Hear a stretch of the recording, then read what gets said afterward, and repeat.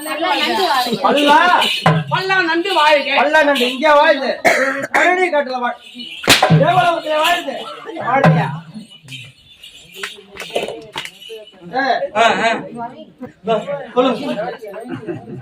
ரொம்ப ஊர்வசி மேனகை எதற்காக அழைத்தேன் தெரியுமா? என்ன செய்ய வேண்டும்? நாட்டிய கலை சிறப்பாக இருக்க வேண்டாம். சிறப்பாக இருக்க வேண்டாம். நாட்டிய ஒவ்வொருத்தரும் ஆட வேண்டும்.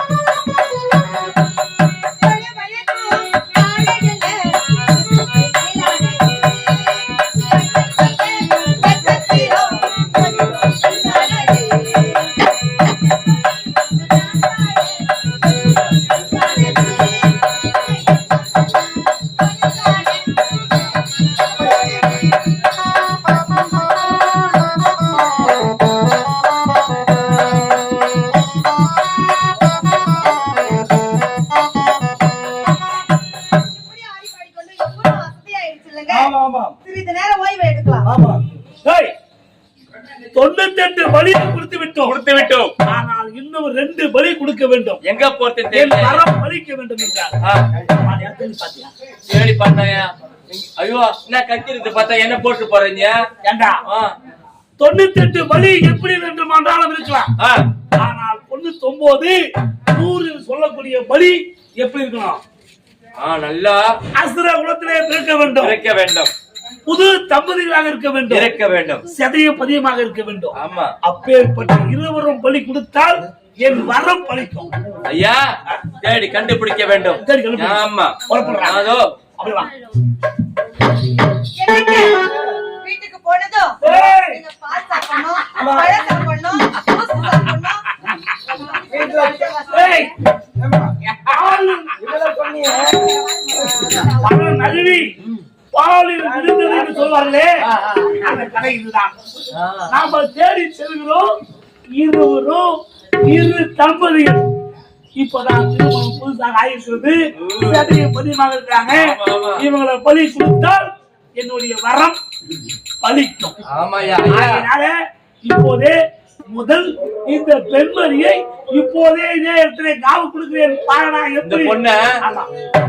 இந்த இவனை கட்ட நாலு ஆனா அவனடா பாவமா முதல்ல பெண்ணுதான் காவு கொடுக்க வேண்டும். ஏன்னா பெண் மயிலை காவு கொடுத்து விட்டால் ஆண் மயில் எங்கேயும் செல்லாது. ஆணை பலி கொடுத்து விட்டால் பெண் மயில் தப்பிவிடும். நேற்று சொல்லி கொடுத்தீங்கன்னா தானே இது? இப்ப பாரு, இந்த பெண்மணியை இப்போதே காளி கோயிலுக்கு காவு கொடுக்க போது